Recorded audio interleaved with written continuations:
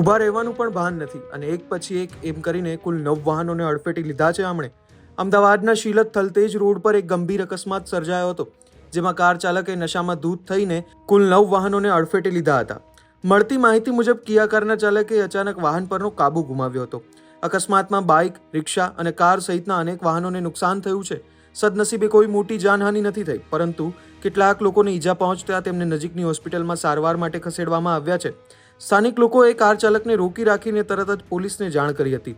લોકોના જણાવ્યા પ્રમાણે ચાલક એટલો નશામાં હતો કે પોતાના પગ પર ઊભો રહી શકતો પણ ન હતો.